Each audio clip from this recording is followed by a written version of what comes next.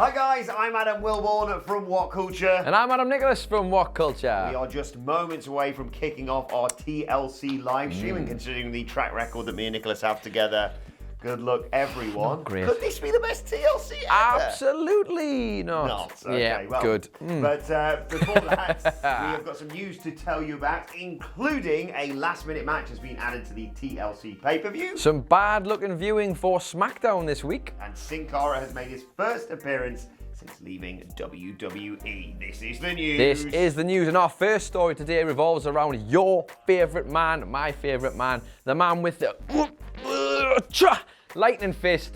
His name is John Cena, and actually, you probably haven't seen him this time at all in WWE, funnily enough, for about a year now, Adam Wilborn. It's been a long time. John Cena has not had a pay-per-view match, as you may have seen. The figures were floating around this weekend in 2019. Adam, that is madness. But I hear you say, how do we fix this problem? Well, apparently, So you're telling me there's a chance. John Cena, of course, ever the brilliant man on social media, has teased that he could potentially be at TLC tonight. Oh, it just comes off the tongue because he fired out a post on Instagram that essentially got everybody talking about we might possibly going to see John Cena tonight. It said, keep calm and carry on the streak, if I remember rightly. Just literally doing this blind, so we'll have to go with that. But yes, perhaps we could see him tonight in some capacity, whether it'll be a match, whether it'll just be an appearance, or whether we just won't see him at all. Who knows? But I would very much like to see John Cena before the year is out on a pay-per-view. Yes, keep calm and keep the streak going. There you go. He posts out, I hate those keep calm. I know, me too. Oh my God. But when John Cena does it, you know, I'm all right with it. I'll allow it. Yes, we were chatting about this over the weekend, and a lot of people have been speculating about it because I think it's 17 years straight he has competed. 17 years. The last time he wasn't on a pay-per-view, or last time a calendar year happened where he wasn't on a pay-per-view was 2001. That is madness. His first pay-per-view, fact fans? You're right, it was Vengeance 2002. Well against done. Chris Jericho. I'll bet he isn't facing Chris Jericho tonight at TLC. But whether or not he's going to show up, we don't know. I'd guess not. I really hope so, I'm sure though, he now. loves his streak going. I'd guess that if they had John Cena returning, they might have suggested it on, like, SmackDown or something. You would suggest that, but then again, Adam Wilborn, we were there. He turned up at WrestleMania. Yeah. And not just turned up at WrestleMania, he turned up as Banter John Cena, the Doctor of Thugonomics. What if he turns up as the Doctor of Thugonomics?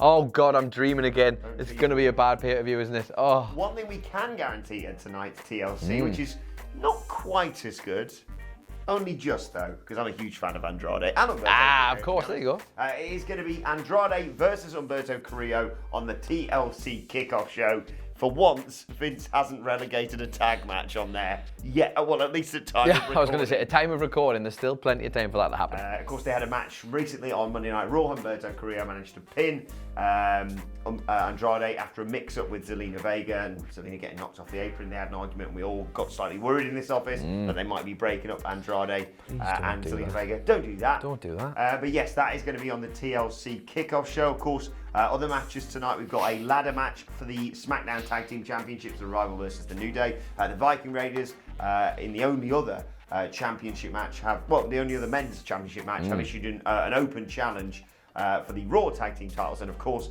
the Women's Tag Team Championships on the line in the match that personally I think should be the main event, because it's last year's main event with added Kairi Sane, but it's not going to be. It is Charlotte and Becky Lynch versus the Kabuki Warriors, and then you've probably got the main event of either Bray Wyatt versus The Miz, or more likely Roman Reigns versus Baron Corbin in a TLC match. I'm looking forward to tonight. A pedigree chum of a main event that's going to be. I was just completely distracted by all of this because I was thinking about Andrade and Zelina, and if me and you were a tag team, would that height be the same? Works. Would that work? Have we just figured out what our fancy dress for some sort of event's going to be next year? Probably. I might need to start working now if I'm going to look anything like Andrade. Well, yeah, same. I mean, Zelina Vega is a little bit better looking than me, just fractionally. Just a tad. Shall we move on to something a little bit less exciting than perhaps TLC?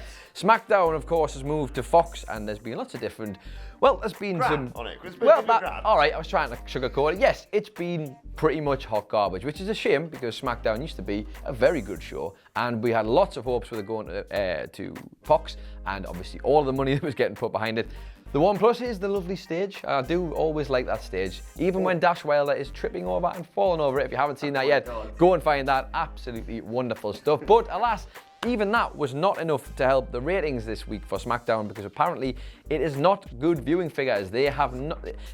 Let's be honest, SmackDown hasn't been great, and it's beginning to show. And I do wonder how long it's going to take before Fox starting to get a little bit upset about this. Yeah, myself and the Dadley boys did a podcast on this when we were previewing SmackDown because, well, the preview for the show was just like, the big dog gets unleashed. Yeah. It's going to be Bayley versus Dana Brooke. And we were like, right, well, we can't talk about that. Not it's a a bit lot. crap in it, SmackDown. Are Fox going to start getting a little bit worried soon? And they said probably not just yet because as long as it's above the sort of 2 million viewership, as inexplicable as that sounds, and the fact that they promised, 3, 4, 5 million, the fact that they said it was going to be The Rock, Stone Cold, and the doubled up on Undertaker every week.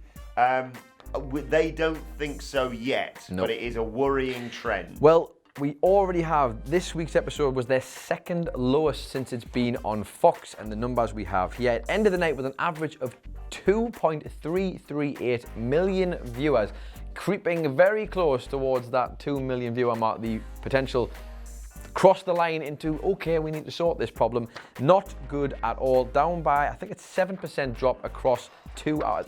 It's not good. Not good viewing numbers at all, this. And I don't know, is Vince going to be bothered about this for now, or? I think, well, Vince isn't going to be bothered in terms of, unless it starts affecting the money coming in. Indeed. And obviously this was only beaten in terms of crap ratings by the Thanksgiving episode. And the Thanksgiving episode you can kind of explain away. Yeah. We sort of did that when we talked about NXT and in particular AEW, and that did seem to suggest that was the case.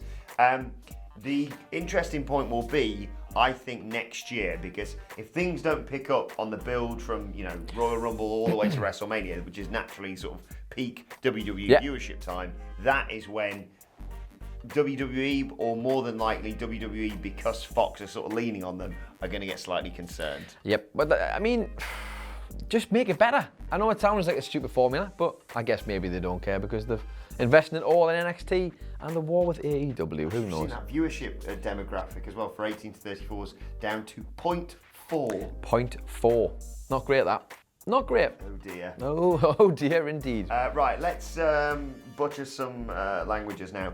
Talk about I've been looking forward to this story. Sin Cara. Just for this. Was given his release by WWE on the 8th of December, and this weekend he made an unannounced appearance at a AAA show.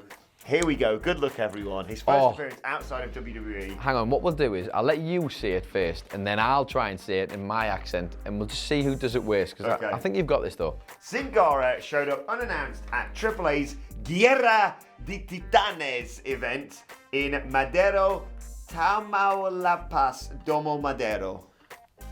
And for those at home who didn't understand that, Sin Cara showed up unannounced at AAA's Guerra de Titanes event last night in Madeira, Tamaulipas, Domo Madero. That's so much better than mine. Look at that.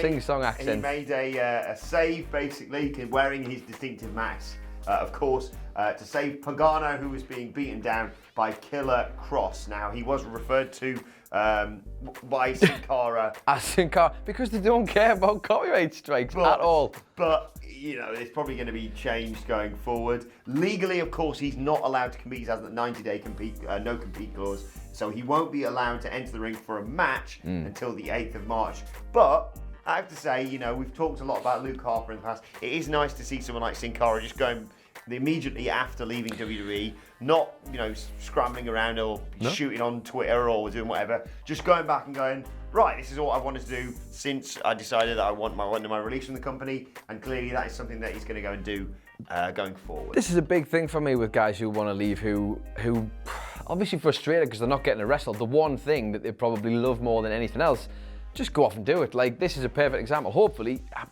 you know what it is? Sin Cara, I know he was, all of the Sin Caras were prone to the odd botch or 5, but I don't know. There has to be something that Look, caused Triple H, like that was Triple H's first big signing. Yeah, well, look, that was something really palpable when he and Kalisto were a tag team as the Lucha Dragons. Honestly, those two, when I just first started getting back to wrestling, those guys had me giving Lucha chants like nobody's business. So there's something there. Whether or not you can go off and make a name, I don't know. But I honestly just want to go and see these people enjoy themselves elsewhere. And I can only apologise for us attempting the name of that Triple R. We butchered it. We did. Right, let us know your thoughts on that and all of today's stories in the comment section below. Don't forget to like, share, and subscribe. And subscribe to What Culture Wrestling on either iTunes, Spotify, or wherever you get your podcasts from. Because later on tonight, myself and Adam Nicholas will be doing a fully fledged review of TLC. Of course, what went down will be out a little bit later on. And we're off to go and do the live stream now. So if you're just watching the news, hey, come over and join us. Follow us on the live stream. Indeed. You can let us know your thoughts on Twitter at WhatCultureWWE. Watch there. Follow both of us. You can follow him at It's Adam Nicholas. You can follow this lovely man at Adam Wilborn. And follow us all at WhatCultureWWE. And would you like to tell them just a little quick bit about where you got the shirt from? Yes, if you want to know where I got this wonderful NWO shirt from, the link is on my Twitter at Adam Wilborn. So follow us all. Follow us at WhatCultureWWE as well. But for now, my thanks to Adam Nicholas. Thank you for watching, and we will see you soon. Bye-bye.